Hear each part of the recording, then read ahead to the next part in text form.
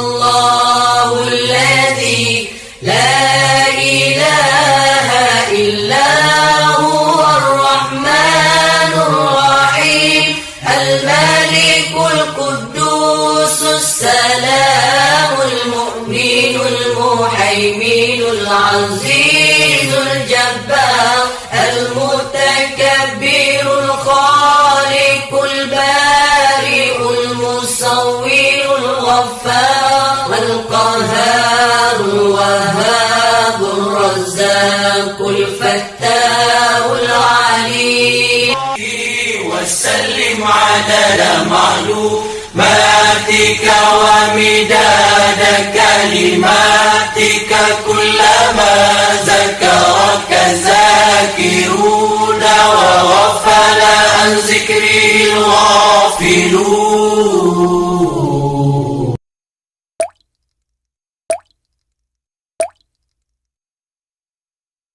Kita buka dengan baca basmalah bersama-sama. Bismillahirrahmanirrahim. Monggo dulu untuk bisa dimulai. Terima kasih. Sebentar kita berselawat ya. Selawat yang terakhir malam Jumat.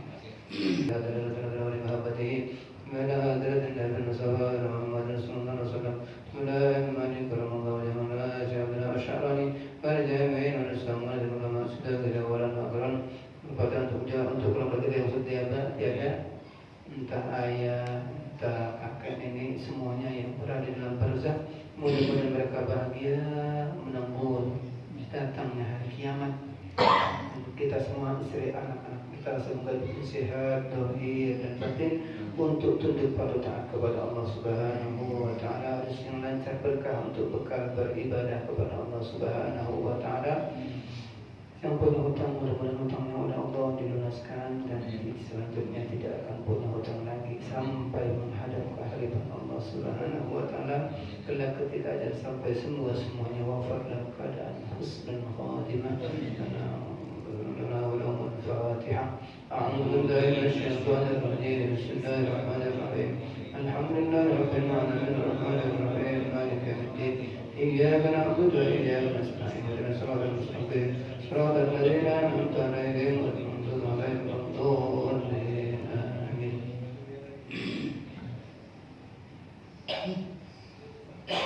بسم الله الرحمن الرحيم. يا من علم إبراهيم عليكم تعالى من فلم تصنف إبراهيم الله تعالى ونفعنا به وبعلمه في الدار آمين. يا من علم إبراهيم تصنف إبراهيم الله تعالى ونفعنا به وبعلمه في الدار آمين. Bismillahirrahmanirrahim. Alhamdulillahirabbil alamin. Dengan menyebut nama Allah yang Maha Pengasih dan Maha Penyayang. Alhamdulillah, segala puji hanya milik Allah Rabbil alamin, Tuhan semesta alam semesta. Ini kita bahas sedikit tentang ilmu nahwu. Al ini katanya orang ahli nahwu namanya al-lil istighraq. Maksudnya apa? Semua pujian, alhamdulillah, semua pujian lillahi hanya milik Allah. Semuanya, apapun pujian itu, Allah Maha Agung, Allah Maha Hebat, Allah Maha Sombong. Memang Allah pantas untuk sombong. Semua pujian hanya milik Allah. Jadi kalau kita ingin dipuji misalnya ya, berarti kita ingin merebut pujian dari Allah. Padahal semua pujian itu hanya milik Allah. Kalau misalnya kita dihina oleh orang, kalau kita paham dengan ini, pasti kita nggak marah. Karena semua pujian milik Allah. Nabi kita tuh orang paling mulia nggak Nabi kita? Tuh paling mulia, tapi sering nggak dihina? Sering, bahkan sedang sholat dikasih tahu ontak. Masya Allah. Jadi kalau kita belajar ilmu ini, semakin kita tawadhu, orang mau menghina, mau senang sama kita, itu semuanya dijawab Allah yang menggerakkan itu. Jadi kalau ada orang senang sama kita, berarti dia digerakkan oleh Allah. Kalau ada orang benci sama kita, itu juga digerakkan oleh Allah. Dua-duanya ujian. Ketika orang senang sama kita, itu ujian. Kita bangga nggak dengan pujian itu? Ketika kita dihina, itu pun juga ujian. Kita marah enggak dengan hinaan itu? Maka dua-duanya sama-sama ujian. Kan kebanyakan orang tuh kalau dipuji senang ya, tapi kalau dihina marah, rata-rata itu. Kebanyakan itu. Tapi kalau iman kita stabil, iman kita enggak goyah, mau dihina kek, mau dibenci kek, kita enggak peduli. Yang penting kitanya benar di hadapan Allah. Kan ada orang bilang, saya mau dibenci enggak gitu. Yang penting saya berusaha baik gitu. Tapi dia nggak memperhatikan gitu. Contohnya dia nggak sholat. Nah, berarti ini kan nggak memperhatikan perintah Allah gitu. Berarti dia ngomong gitu nekat gitu. Mau dibenci kan mau enggak, namanya nggak sholat ya kan. Berarti Allah yang nanti yang murka, yang benci kalau dia yang bilang dalil. Maka kembali ke kata-kata ini, semua pujian hanya milik Allah. Lil atau linya lil milki. Jadi semua pujian milik Allah. Rabbil alamin, Tuhan semesta alam atau Tuhan semesta alam. Alaminnya, alamnya juga Rabbil alamin, Tuhan yang makrifat. Alam ini, semua alam ini Allah yang menguasai. Rabbi. Makanya ada Rabbun, ada ilah. Itu bedanya. Kalau Rabbun menguasai alam ini, kalau ilahun artinya Tuhan yang berhak disembah. Kalau Rabbun yang menguasai semuanya, kekuasaan Allah Subhanahu wa ta'ala. Makanya ada hadis qudsi, orang yang tidak sabar, man lam yasbir bi balai, orang yang tidak sabar dengan ujianku, gitu. Enggak sabar dia. Wala selanjutnya, man walam yardo bi qodoi, dan dia tidak ridho dengan ketentuan aku, fal yakhruj minad dunya fal yatlub rabban siwaya. Orang yang tidak sabar dengan ujianku, tidak ridho dengan ketentuan aku, keluar dari kolong langit ini dan cari Tuhan selain aku. Betul. Memang ada? Ada Tuhan selain Allah? Tidak ada. Enggak ada. Terus bisa enggak kita keluar dari kolong langit ini? Bisa? Enggak bisa gitu. Jadi intinya kalau kita enggak mau diuji oleh Allah, enggak mau sabar, diuji kan banyak nih. Kita ini diuji oleh Allah, betul tidak? Kita ini selama hidup di dunia ini pasti punya masalah. Dulu masih anak-anak, masalah. Naik ke remaja, masalah nggak? Masalah. Kemudian dewasa, belum punya istri, masalah nggak? Masalah. Setelah punya istri, masalah nggak? Masalah. Punya istri satu, masalah. Punya istri dua? Tidak. Nambah masalah. Oh gitu. Enggak masalah. Punya dua istri, masalah nggak? Enggak. Kata siapa? Ngasih ini, ngasih itu, ribetkan yang begini, masalah nggak? Masalah kita jujur aja deh. Yang bohong, kalau bilang nggak punya masalah bohong. Istri 3, nyari masalah. Tidak masalah. Kalau masalah, pokoknya semakin banyak semakin bermasalah. Coba sebutkan siapa di dunia ini nggak punya masalah, siapa? Nabi aja itu super tuh. Nabi kita tuh yang paling benar. Dari masalah satu pindah ke masalah yang lain. Dari masalah yang ini pindah lagi, banyak masalah. Orang semakin baik semakin banyak masalahnya. Sebab orang yang nggak senang banyak sama beliau, benar tidak? Banyak yang iri sama beliau itu. Masya Allah, orang paling baik. Orang baik masalah nggak? Masalah bagi orang yang nggak baik. Apa yang nggak baik? Tambah masalah gitu. Ada orang ingin lepas dari masalah, dia lompat dari ketinggian gedung sekian, lompat, ingin hilang dari masalah. Ternyata cuma patah tulang, nggak mati, nambah masalah. Ada lagi yang enggak, ingin gantung diri, untuk mati dia gantung di atas pohon apa kan juga benar. Saya pernah lihat diperlihatkan fotonya di daerah mana, benar gantung mati beneran. Lepas nggak masalahnya? Enggak, setelah dikubur, masalah pertama, man rabbuka, siapa Tuhanmu? Enggak bisa jawab, dihajar oleh mereka, masalah lagi.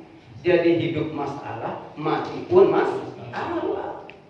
Terus kapan dong nggak punya masalah? Nanti kalau sudah lolos masuk ke dalam surga. Setelah dari kubur masih ada masalah lagi, dibangkitkan di bawah panas matahari yang begitu terik, masalah besar itu. Maka dari sekarang persiapannya. Kemudian setelah itu digiring, mau dihitung, dihisap. Dulu kamu dapat rezeki dari mana, halal apa haram? Dihisap. Kalau yang halal dihisap, dihitung dari mana untuk apa? Tapi kalau yang haram langsung disiksa. Nah, mau dibilangin, setelah dihisap, ditimbang upahnya. Oh, masih banyak masalah. Maka hidup masalah, mati pun masalah. Dari sekarang kita, bagaimana dong solusinya? Dekati yang bisa memberikan solusi dalam bermasalah. Siapa dia? Allah Subhanahu wa ta'ala. Hanya Allah yang bisa menyelesaikan masalah. Maka dekati Allah dengan cara taat kepadanya, menjauhi larangannya. Kemudian lanjutannya wassalatu, semoga solawat. Ini solawat ini artinya sallallahu ala Muhammad, namanya solawat. Wassalam, dan keselamatan yang komplit itu sallallahu ala Muhammad, sallallahu ala Muhammad, sallallahu ala Muhammad, sallallahu alaihi wasallam. Itu namanya double, salawat dan salam. Ala sayyidina. Ini sayyid ini orang banyak di luar kita mempermasalahkan sayyid. Sayyidina itu maksudnya ajengan kalau orang Sunda. Gitu. Kalau bahasa kitanya secara umum kiai, pimpinan kita gitu. Sayyid itu maksudnya pimpinan yang dimuliakan. Pokoknya bagusnya junjungan gitu. Kalau bahasa halusnya junjungan yang dimuliakan. Baginda bahasa halusnya lagi. Maka orang yang mempermasalahkan sayyid berarti dia nggak bahasa hadis. Kata beliau, ana sayyidu wala ibni adam wala fakhor. Saya ini pimpinannya, ajengannya anak cucu Nabi Adam. Saya ini bukan sombong gitu. Memang beliau sayyidnya gitu. Sayyidul Anbiya wal Mursalin. Beliau pimpinan para nabi dan para rasul, nabi kita itu. Maka ketika dalam sholat ataupun di luar sholat, kita dianjurkan membaca sayyidina. Kok Nabi waktu sholat kok nggak baca sayyidina? Nabi dirinya sendiri, masa memuliakan diri sendiri kan gitu. Yang saya muliakan saya sendiri, ada begitu? Nggak ada kan gitu. Maksudnya itu beliau memang nggak mungkin kalau dirinya memuliakan diri gitu. Kalau orang lain memang pantas memuliakan beliau. Wa ala sayyidina Muhammadin sallallahu alaihi wasallam. Wa ala alihi, dan juga mudah-mudahan salawat dan salam untuk keluarganya, wa sahbihi, dan sahabatnya, wa sallam, dan keselamatan juga untuk mereka semua. Jadi salawat itu boleh untuk Nabi dan juga keluarganya dan juga sahabatnya. Semoga salawat artinya salawat itu kesejahteraan, sejahtera. Karena mereka hidup di alam barzah, mudah-mudahan sejahtera di alam barzah. Jadi nantinya kalau kita sejahtera di alam barzah, di alam kubur, enak, nggak disiksa di sana. Namanya sejahtera, gitu. Makanya nanti ini setelah kita hidup dunia mati, masuk ke alam barzah, kita di sana ada kenikmatan yang luar biasa, yang nggak bisa dibandingkan dengan kenikmatan dunia. Kalau kita dapat nikmat di alam barzah. Kebalikannya, kalau dapat siksaan di alam barzah, maka siksaan di dunia nggak ada yang bisa mengalahkan siksaan di alam barzah. Ini baru pembuka. Sebelum saya lanjut, kira-kira ada pertanyaan? Biar hidup suasana, biar nggak ngantuk. Ada tanya jawab? Ya, Ustaz. Siapa sih? Bismillah, assalamualaikum warahmatullahi wabarakatuh. Waalaikumsalam warahmatullahi wabarakatuh. Terkait tadi yang masalah sayidina ya, sayidina ya, memang yang sebelah sangat keras sekali lah terkait Iya. masalah sayidina. Iya. Kalau umpama itu kan ya, kita nggak pakai pun menurut pandangan Ustaz seperti apa gitu. Baik. Karena ya terus terang saya sendiri kadang kalau pakai sholawat karena saya pribadi kan punya target gitu kan ya, baca sholawat sekian. Jadi untuk biar dapat banyak, karena kan sholawat itu pahalanya banyak. Iya, betul. Besar sekali lah padilah dari sholawat itu. Betul. Satu sholawat aja padilahnya sangat besar. Betul. Makanya saya ngejar banyak, saya nggak pakai Sayyidina biar dapatnya banyak. Iya. Gimana tuh Ustaz pandangannya Ustaz? Baik. Ketika make Sayyidina itu berarti bentuk penghormatan kepada beliau. Misalnya nggak pakai Sayyidina juga boleh, sama-sama boleh. Cuman kalau pakai Sayyidina versi Imam Al-Ghazali itu namanya bentuk penghormatan. Sama dengan gini, kita punya ayah, nama ayah kita Ahmad, kita panggil Ahmad, mau kemana Ahmad? Pantas nggak? Yang bagus bagaimana? Ayah, bapak, gitu, panggil gelarnya. Bapak, ayah, gitu, nggak manggil namanya langsung, karena itu bentuk penghormatan seorang anak kepada orang tua. Itu gambarannya sebagai bentuk penghormatan kepada beliau. Kalau misalnya tidak ada sayyidnya, itu pun juga boleh, karena ada sholawat yang tidak ada sayyidnya. Apa contohnya? Sallallahu ala Muhammad. Itu sholawat yang langsung nggak pakai sayyid, itu diperbolehkan, dan itu sholawat yang disenengin oleh malaikat Jibril. Makanya disebut sholawat Jibril. Ada juga yang mengatakan itu sholawat Khidir. Kenapa? Nabi Khidir juga senang sholawat itu, sallallahu ala Muhammad. Karena memang dari sananya itu nggak pakai sayyid, itu udah pakai. Saya juga dapat ijazah dari kiai saya yang nggak pakai sayyid gitu. Cuman ada sholawat yang ada sayyidnya. Di antaranya kalau kita pakai itu dalam sholat, Allahumma sholli ala sayyidina Muhammad wa ala ali sayyidina Muhammad. Kama shallaita ala sayyidina Ibrahim wa ala ali sayyidina Ibrahim wa barik ala sayyidina Muhammad wa ala ali sayyidina Muhammad kama barakta ala sayyidina Ibrahim wa ala ali sayyidina Ibrahim fil alamin innaka Hamidum Majid. Jadi dibaca ada sayyidnya bagus, enggak ada sayyid juga boleh. Nah, itu bentuk penghormatan atau memuliakan, memanggil nama beliau. Kalau kita ikut Allah, Allah itu ketika memanggil beliau, pernah nggak namanya langsung di Al-Quran, ada nggak? Nggak ada, pasti ada ininya, ada gelarnya. Muhammadur Rasulullah walladzina ma'ahu asyidda walal kuffar. Dipanggil Rasulnya, gelarnya dipanggil. Nggak pernah, karena di hadis yang lain atau ayat yang lain dia ayuhan Nabi. Jadi manggilnya itu penghormatan beliau, nggak pernah manggil nama. Kalau Allah saja selaku Tuhan, manggil kekasihnya nggak langsung namanya gitu, apalagi kita selaku umatnya. Ini kembali pertanyaan, pakai sayyid boleh, nggak pakai sayyid juga boleh. Apalagi dari sholat memang tidak ada sayyidnya, seperti sholawat Jibril atau sholawat Khidir. Kemudian sholawat itu yang paling bagus adalah yang paling banyak. Tuh. Kalau sholatnya pendek kan dapatnya banyak. Sallallahu ala Muhammad, sallallahu ala Muhammad, sallallahu ala Muhammad, sallallahu ala Muhammad. Gitu. Jadi kalau baca sholawat itu yang paling bagus, yang paling banyak. Kata Nabi kita, inna awlan nasi bi yaumal qiyamati aktsaruhum alayya sholatan. Sesungguhnya orang yang paling baik di antara umat nanti orang yang paling banyak. Bukan orang yang paling khusyuk gitu baca salawat. Paling banyak mau khusyuk mau enggak baca salawatnya dapat dari Allah 10 kali lipat balasannya. Enggak khusyuk tuh, apalagi khusyuk. Kalau sampai khusyuk baca salawat, enggak ada yang tahu balasannya kecuali Allah, saking hebatnya.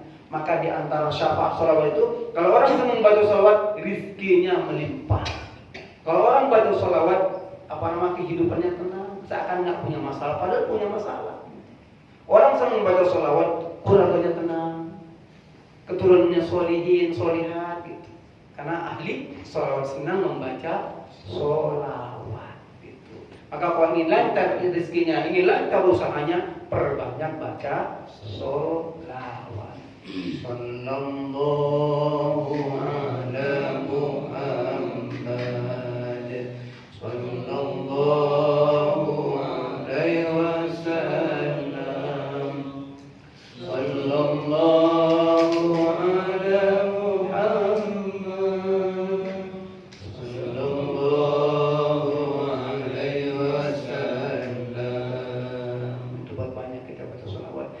bagus baca sholawat itu paling sedikit 1000. Karena ada hadis keterangan orang yang membaca sholawat 1000 maka diharamkan jasadnya disentuh api neraka. Ini 1000 ini cuman 10 kali putaran tasbih. Cuman 10. Paling berapa menit sih? Paling lama paling 10 menit. Nonton TV bola berapa menit? Masya Allah. Baca sholawat rasanya berat, padahal itu nanti bermanfaat nanti di dunia, bermanfaat di alam kubur, bermanfaat di akhirat, bermanfaat.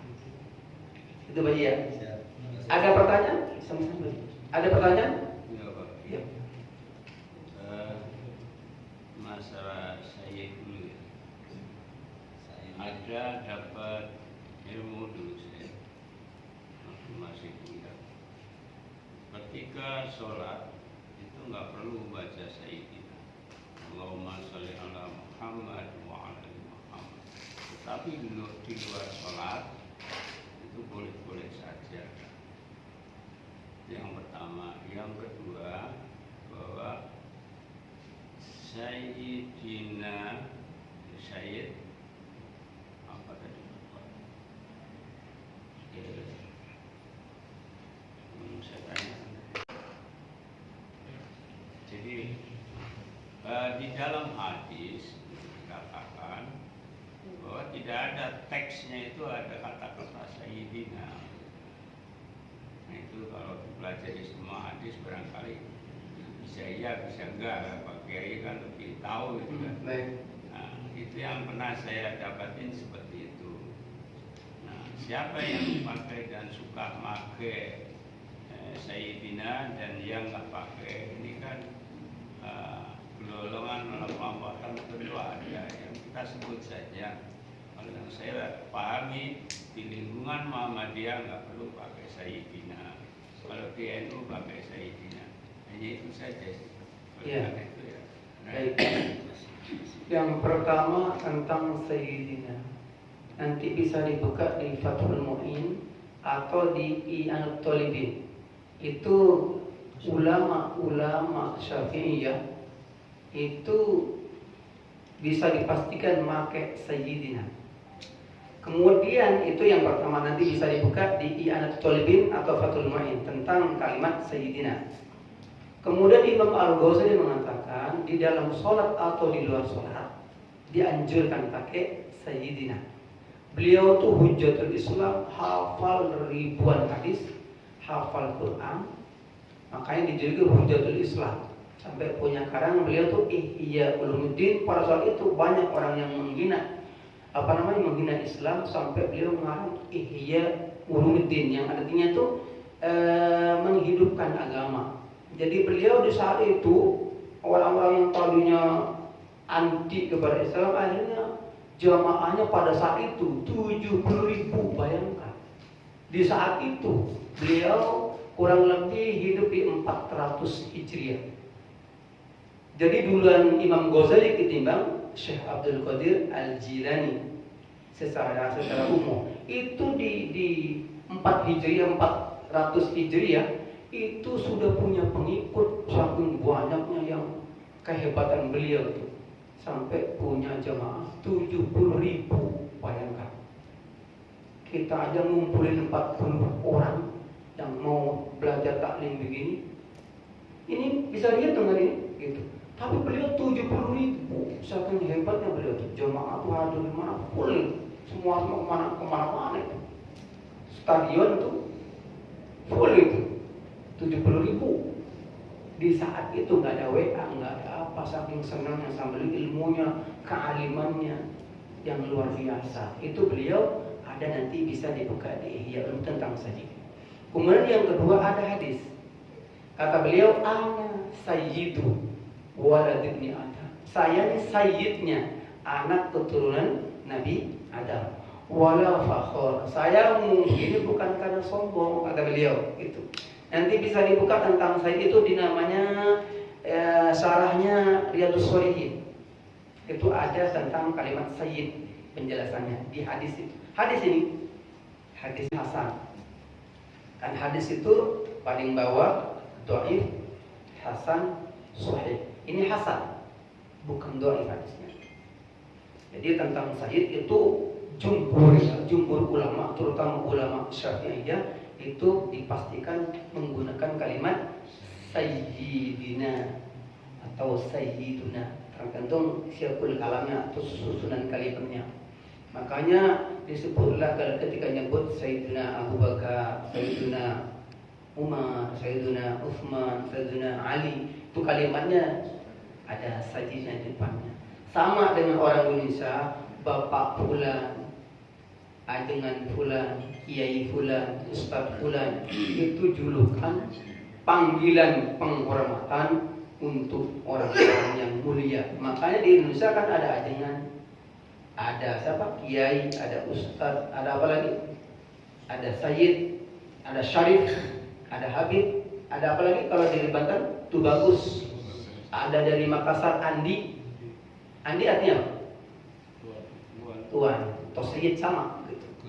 Gus, Jawa Gus. Kalau di Madura, Lora. Lora itu Gus, putranya Kiai. Kalau masih muda Lora, kalau udah abahnya namanya Kiai. Gus Dur, putranya. Intinya begini Pak Ustaz. Saya lebih tadi cenderung Pak Ustaz yang menyampaikan pakai penghormatan Sayyidiyah itu juga lebih bagus. Andai kata nggak pakai juga nggak apa-apa. Iya, saya betul. lebih cenderung gitu. Monggo, silakan. Mau pakai sayyid silakan, enggak pakai sayyid juga silakan. Cuman saya referensinya saya itu kan sebutkan tadi ada di Ihya Anam Tuhfatul Mu'in, karena itu masuk pembahasan di dalam pesantren tuh, masuk pembahasan ada dalilnya gitu. Lalu satu lagi Pak Kiai.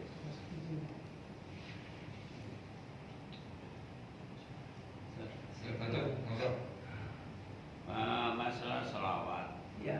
Ada di sebuah kitab saya juga lupa. Sebutkan begini, al-miftahu doa, as-salatu salawat. Pembukaan doa itu adalah dengan salawat Nabi. Wa akhir doa bisalawat. Iya. Akhir doa pun juga pakai salawat. Ya, itu yang sudah biasa kita lakukan. Iya, betul. Kira-kira begitu Pak. Betul. Ini di dalam kitab ini namanya kitab Dalailul Khair. Itu dalil-dalil tentang bersolawat banyak sekali. Di antaranya yang bisa saya simpulkan di kitab itu, kalau ingin terkabul hajat-hajatnya, awali dengan solawat. Kemudian setelah solawat, tengah-tengahnya hajatnya, doanya. Kemudian di akhirnya ditutup dengan solawat. Itu kenapa? Doa tanpa solawat ditolak. Itu sama dengan khutbah Jumat, enggak pakai solawat sangat. Enggak, sholat kita enggak pakai sholat juga enggak sah gitu. Makanya doa kok enggak ada sholawatnya, ditolak doanya. Maka yang bagus tadi itu di atas, makanya alhamdulillahirabbil hamdi yuafi, kemudian sholawat Allahumma shalli ala sayyidina Muhammad sholatan tunjina, sholat mujiat yang dibaca.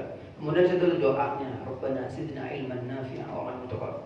Dan banyak sebenarnya. Kemudian sallallahu ala sayyidina Muhammad wa ala alihi wasallam. Kemudian kalau kiai saya ditambah dengan baca tasbih subhana rabbika rabbil izzati amma yasifun wa salamun alal mursalin walhamdulillahi rabbil alamin. Itu dibaca 3 kali. Itu termasuk mempercepat terkabulnya doa kalau ditutup dengan tasbih 3 kali. Dan itu ada di Al-Quran. Betul, ada Quran itu. Di akhir ayat atau akhir ayat itu Akhir ayat. Taubah apa dia? Taubah insyaallah di akhir itu Taubah.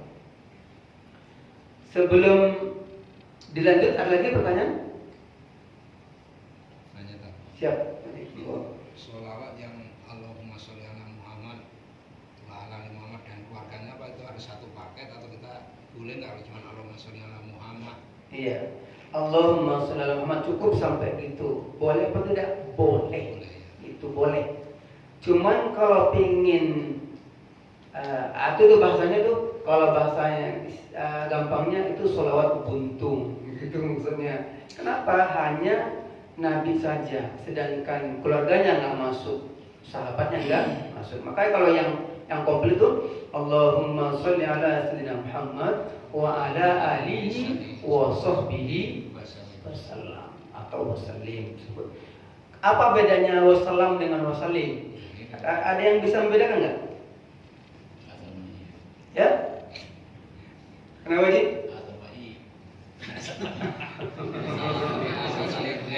Iya. Kamu mau nanya Pak Ji ya? Pas nanya. Ada bedanya, tapi agak lupa. Iya. Ini bedanya begini. Ini harus paham nahwu. Kalau Allahumma sholli berarti itu amar, fi'il amar. Allahumma ya Allah sholli, ya Allah mohon ya Allah bersolawatlah kepada Nabi Muhammad. Allahumma sholli ala sayyidina Muhammadin, itu dikasrahkan, ada ala. Kemudian wa ala alihi dan keluarganya, wa sahbihi wa sallim. Sama, kalau li sholli berarti belakangnya lim, namanya atof, wawunya itu atof ke shollinya.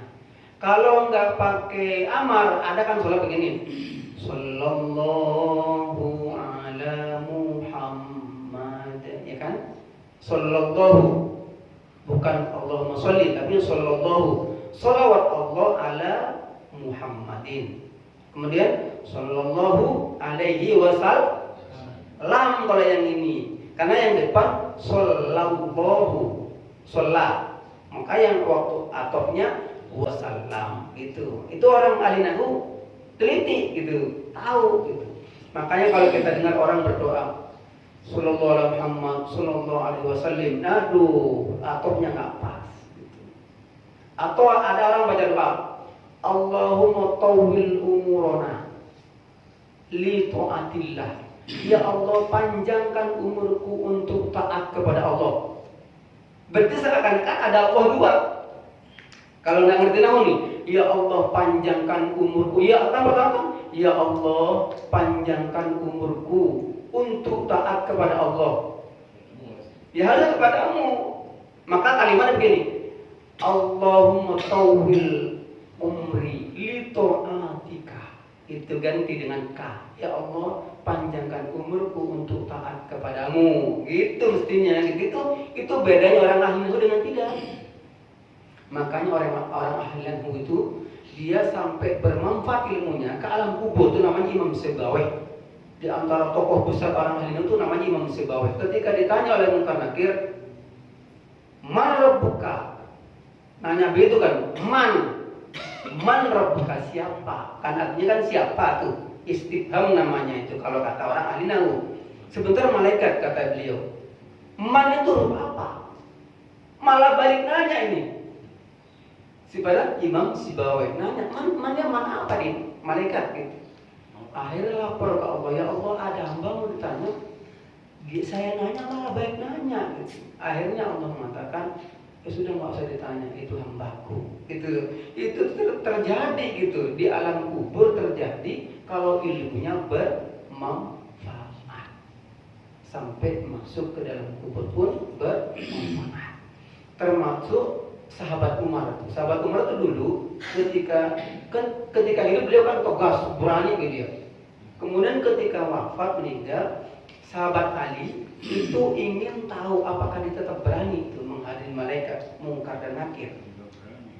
Ternyata sahabat Ali itu nggak pulang, yang lain pada pulang. Beliau dengerin dengan muka syafanya, mata batinnya dibuka oleh Allah, ingin menyaksikan bagaimana jawaban sahabat Umar. Apakah dia tetap berani kepada Munkar Nakir? Ketika ditanya dengan mata yang garang tuh, "Man rabbuka?" Katanya sahabat Umar, "Wahai malaikat,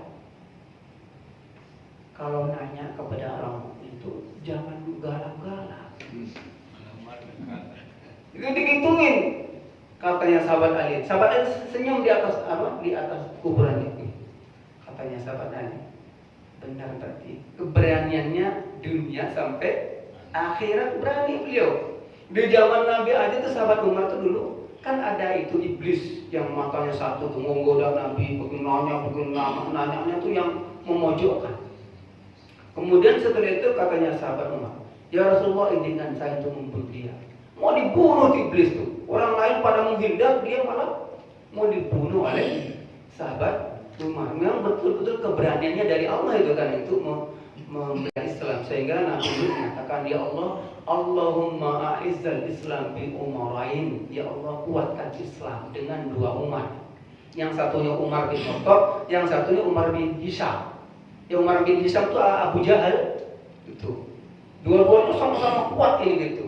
Tapi lebih hebat sahabat Umar. Jadi kalau dua selalu menang tuh sahabat Umar. Itu. Makanya ketika hijrah tuh, siapa yang ingin anaknya jadi yatim, istrinya jadi janda, hadapi aku, saya mau hijrah. Begituin, mau hijrah kematian saya ditantang malah. Itu sahabat Umar. Betul-betul keberaniannya bukan hanya di dunia, tapi sampai di akhirat. Betul-betul beliau. Termasuk beliau itu salah satu 10 sahabat yang dijamin oleh Allah, oleh Rasulullah masuk surga tanpa dihisab dan tanpa disiksa. Itu luar biasa sahabat Umar. Seperti itu jawabannya. Ada lagi kira-kira? Nanti baru tinjauan kan dari sisi nahu, segi nahu, ya. Salam dan salim. Kalau maknanya, dari sisi maknanya, apa bedanya salam dan salim? Baik. Tadi sudah saya singgung tadi. Allahumma salli fil amal. Ya Allah, berilah sholawat. Memohon. Berarti ada kata doanya. Allahumma salli, ya Allah, berilah kesejahteraan kepada Nabi Muhammad. Sedangkan sallallahu ala Muhammad artinya tuh Allah bersolawat kepada Nabi Muhammad. Beda kan? Kalau yang pertama, ya Allah, berilah solawat kesejahteraan kepada Nabi Muhammad, berarti doa. Sedangkan satunya, sallallahu ala Muhammad, Allah bersolawat atau memberi kesejahteraan kepada Nabi Muhammad. Berarti khobar, kalau kata Nabi itu khobar, Allah memberi solawat kepada Nabi Muhammad. Khobar atau berita katanya misalnya. Jadi hanya kalimat pemberitahuan. Tapi kalau yang pertama Allahumma berarti minta. Ya Allah, berilah sholawat atau berilah kesejahteraan kepada Nabi Muhammad. Itu bedanya. Fi'il amar dan fi'il madi. Sallallahu fi'il madi. Sedangkan Allahumma sholli fi'il amar. Itu bedanya. Ini kalau belajar ilmu nahwu tambah dalam nih, kalimat ini tambah dalam. Cuma karena tidak semua sudah usia sini kan, yang ada pusing nanti. Berarti tadi kalau doa tadi, ya Allah berikan sholat tadi, berarti salim ya terakhir. Salim. Iya, kalau Allahumma sholli Salim. ala sayyidina Muhammad wa ala alihi wasallam. Sallallahu itu salam. Iya, wasallam. Tuh. Makanya sama aja ini nilainya. kalau nilainya yang satu yang tadi Allahumma minta doa, berbentuk doa. Sedangkan yang satunya itu memberitahukan. Beritahu Allah memberitahukan. Ya? Pernyataan. Iya, pernyataan atau memberitahukan. Allah bersolawat kepada Nabi Muhammad. Sedangkan satunya, ya Allah, berilah sholawat, Allah berilah kesejahteraan kepada Nabi Muhammad. Itu bedanya. Maka orang ahli nahwu itu Allah tuh ahli nahwu banget Allah, karena memang di Al-Qur'an ini nahwu semua gitu. Jadi apa kedudukannya? Alhamdulillah itu jadi mubtada. Mubtada artinya permulaan. Lillahi jadi lil milki. Rabbil alamin sifat. Itu semuanya nanti ada kedudukannya masing-masing gitu dari pembacaan itu. Termasuk bismillah. Kenapa kok dibaca bismi, kok nggak bismu? Karena ada huruf ba. Ba-nya fungsinya mengejarkan atau mengkasrkan bismi, bukan bismu. Karena kita sudah hafal aja nggak, ya kan ikut-ikutan Bismillahirrahmanirrahim, bacanya Bismillah semua. Makanya ketika ada orang berpidato, Alhamdulillah, kemudian akhirnya amma ba'du, ada yang amma ba'da, gitu.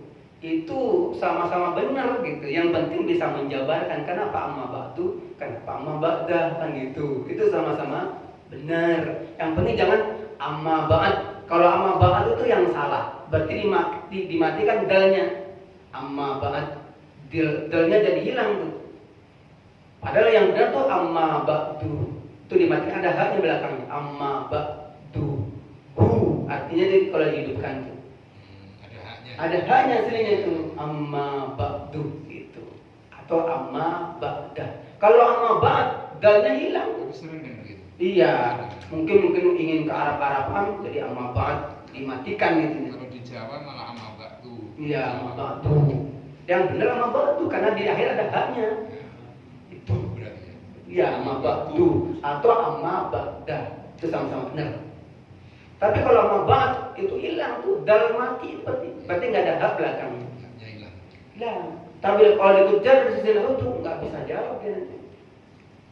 Karena setiap kalimat itu pasti ada fungsinya. Itu dari Allah semua kalimatnya. Kenapa? Contohnya gini. Sallallahu ala Muhammad sallallahu ala dihidupkan. Kan ada orang sallallahu ala Muhammad sallallahu dimatikan tuh. Padahal kan bacaannya wasol. Harusnya dihidupkan sallallahu ala Muhammad sallallahu ala Muhammad. Karena diwasol. Kalau mau diwakafkan sallallahu kasih nafas ala Muhammad sallallahu apa? Sallallahu ala Muhammad sallallahu ala Muhammad. Jadi kalau mau diwakafkan, tapi kan wasol nyambung bacanya. Berarti harus dihidupkan sallallahu ala Muhammad sallallahu ala Muhammad sallallahu ala. Dan dari sisi mustajabnya lagi mustajab yang hidup. Sallallahu ala Muhammad sallallahu ala Muhammad sallallahu ala Muhammad. Karena ini sama-sama baca salawat, yang satu benar, yang satu salah gitu. Yang satunya di wasol, yang satunya di waqaf. Sama dengan baca Quran. Bismillahirrahmanirrahim. Alhamdulillah. Kalau mau di wasol, kalau mau di waqaf, Bismillahirrahmanirrahim. Berhenti dulu. Alhamdulillahirabbil alamin. Di wasol enggak dihidupkan contohnya. Bismillahirrahmanirrahim. Alhamdulillahirabbil alamin. Salah gitu. Bacanya salah dari sisi ilmu tajwid atau tahsin gitu. Maka semuanya ini kita ini kan punya ilmu masing-masing. Nanti di hadapan Allah itu ilmu kita ini gitu. Nanti kan dipertimbangkan oleh Allah. Ini yang lebih banyak ilmunya, ini masuk duluan ke surga, ini ilmunya lebih sedikit belakangan. Kan gitu, Allah Maha adil. Perbedaan ilmu kita ini nanti yang membuat kita nanti urutan masuk surganya. Termasuk orang ahli bertauhid. Ahli bertauhid itu maksudnya semuanya dikembalikan kepada Allah. Mohon maaf, Allah punya sifat alimun. Allah itu maha pintar. Berarti kita kebalikannya, kita nih pintar apa bodoh? Bodoh kita nih. Cuman ketika kita dibilang bodoh lo marah nggak? Marah kita gitu. Padahal asli kita yang menyatakan bodoh. Coba bukti kalau kita bodoh. Tolong jawab dengan jujur. Kita akan mati kapan? Nggak tahu. Jam berapa matinya? Nggak tahu. Hari apa matinya? Nggak tahu. Bodoh 3. Siang apa malam? Nggak tahu. 4 nggak tahu. Di mana? Nggak tahu. Husnul khotimah apa suul khotimah? Nggak tahu. Berarti kita ini bodoh kita. Yang alim hanya Allah. Maka orang kalau belajar tauhid semakin tawadhu, dia nggak merasa alim, nggak merasa kaya, nggak merasa kuat, karena semuanya milik Allah. Itulah pentingnya ketawadhuan, belajar akhlak yang mulia itu. Di antara kita ini ada yang bisa menjamin nggak umur kita sampai subuh? Ada? Nggak ada. Betapa kita bodoh di hadapan Allah Subhanahu wa Ta'ala. Kalau ada orang sombong, merasa hebat, orang ditolol-tololin, masya Allah. Akhirnya Allah yang menggerakkan itu semuanya. Masa begitu banyak, siapa yang menggerakkan? Allah. Ternyata rumah yang begitu megah, kalau Allah berkehendak hancur. Betul tidak? Sesaat. Cuman berapa menit itu? Apalagi nanti ketika datang hari kiamat hancur semua alam ini, masya Allah. Maka pentingnya orang yang mau belajar begini nanti manfaatnya sangat dirasakan ketika nanti sudah masuk alam kubur. Kita bersyukur alhamdulillah. 1, 2, 3, 4, 5, 6, 7, 8, 9, 10, 11, 12, 13, 14, 15. masuk surga. 18. Amin ya rabbal alamin. 18 orang. Coba mohon maaf. Ketika hadiahnya oleh Allah didohirkan, diperlihatkan. Yang rajin ngaji malam Jumat hadiahnya Alfa. Kira-kira full nggak? Oh, salah satu. Mana-mana tuh kelebarannya. Satu orang dikasih Alfa semua. Jangan Alfa deh, Fortuner deh. Brio aja Brio. Brio aja Brio. Jangankan Brio, NMAX deh NMAX. Asal nggak pulang gitu. Iya. Supra nggak apa-apa. Supra nggak apa-apa tuh, Masya Allah. Di bawahnya dikit Supra nggak apa-apa. Jangankan Supra, HP dah HP. Full nggak? Full. Jangankan HP, uang dia sejuta, uang sejutaan, full nggak? Lah, jangankan sejuta, 100 nih 100. Wah, ya sembako. Karena apa? Karena hadiahnya diperlihatkan di dunia ini, gitu. Tapi hadiah akhirat yang begitu banyak, itu banyak nggak banyak nih yang beriman di hatinya. Cuma kan butuh iman yang kuat kita nanti begini. Pahalanya besar buat nanti pergi di sana. Yang sudah berada dalam kuburnya sesuatu, kenapa saya bertaklim ya? Banyak. Makanya di Ihya itu orang kalau nggak ngaji 3 hari tentang ilmu agama ini mati hatinya. Hatinya mati. Sama dengan jasad kita. Nggak dikasih minum makan 3 hari gimana? Lemes kita. Lemes jasad kita. Apalagi ruh kita. Ruh ini kan nggak dikasih ilmu gini, Masya Allah, gersang, kering, mau marah aja kering. Iya. Kadang nggak dikasih makan dulunya gitu. Agar kita itu termasuk orang yang dipilih oleh Allah Subhanahu wa Ta'ala. Ini siapa yang milih begini? Allah. Tidak ada yang lepas dari kehendak Allah, apapun itu. Maka kita bersyukur termasuk orang yang dipilih oleh Allah Subhanahu wa Ta'ala. Alhamdulillah. 8:30 ada masih ada pertanyaan? Tadi kita Baik. yang sholawat Jibril tadi ya. Shollallahu ala Muhammad. Shollallahu kan diwakaf ya. Iya. Boleh. Kalau secara ilmu nahu apa ilmu tajwid enggak Berarti di wasol. wasol. Sallallahu ala Muhammad sallallahu ala Muhammad dihidupkan. Karena dulu pernah ngaji ini pada saat akhir salam tuh Shollallahu ala Muhammad. Iya. Shollallahu ala. Iya kan makanya kan? Lagunya. Betul. Sallallahu ala Muhammad sallallahu ala. Ini makin lagi. Harusnya kan sallallahu ala Muhammad sallallahu ala Muhammad. Kiai saya itu begitu teliti dalam ilmu nahwu itu. Jadi kata beliau bacanya hidupkan sallallahu ala Muhammad. Diwasol dari sisi ilmu nahwu, dari tajwid wakaf juga, dari sisi ijabah juga lebih mustajab yang hidupkan sallallahu ala Muhammad. Sallallahu ala Muhammad. Penting ilmu nahwu itu karena Allah sendiri yang bicara tentang ilmu nahwu. Coba ilmu nahwu nih. Kalau nggak belajar ilmu nahwu, kita gundul bagaimana bacanya tuh. Maka harus mengerti ilmu nahwu, dibaca dhamma, apa fathah, apa kasrah itu yang berperan ilmu nahwu dan sorof gitu. Kalau urusan harokat itu ilmu nahwu. Kalau urusan tubuhnya contohnya, alhamdulillah itu asal katanya dari apa? Gitu.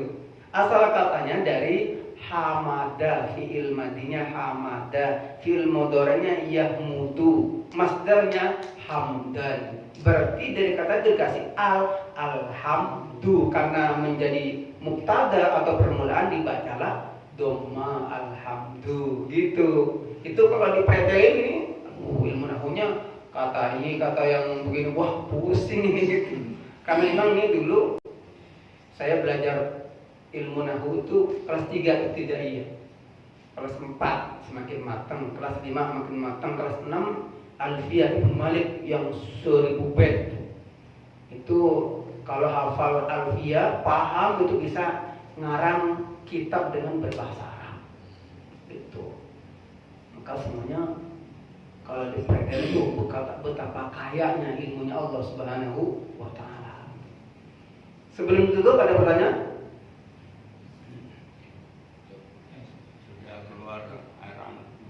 Iya. Sekedar nanya saya, semangat nggak belajar begini? Semangat. Alhamdulillah, sama-sama kita niatkan. Lebih tertarik itu tadi nahwu. Iya, Jadi karena terlalu dalam, yang lain nggak bisa Saya pusing jadinya. yang masih ragu nanya, jangan malu-malu. Iya betul. Jadi kenapa saya tanya begitu? Karena ruhani kita sangat butuh yang namanya makanan ruhani begini sangat butuh. Oleh karena itu kita niatkan yang panjang, ya Allah hamba niat belajar ilmu ini ya Allah kitab Wasil Mustafa sampai hamba meninggal. Misalnya dia nggak bisa hadir kalau meninggal di rumahnya, matinya syahid karena niatnya dipanjangin. Ya Allah hamba niat ya Allah belajar kitab Wasil Mustafa di malam Jumat ini sampai wafat, sampai meninggal. Maka nanti kalau meninggal di rumahnya pun mati syahid karena niatnya panjang, dia nggak bisa hadir karena sakit. Semoga bermanfaat dan barokah, membuat kita semakin tunduk patuh cinta kepada Allah dan Rasulullah Sallallahu Alaihi Wasallam. Al-Fatihah.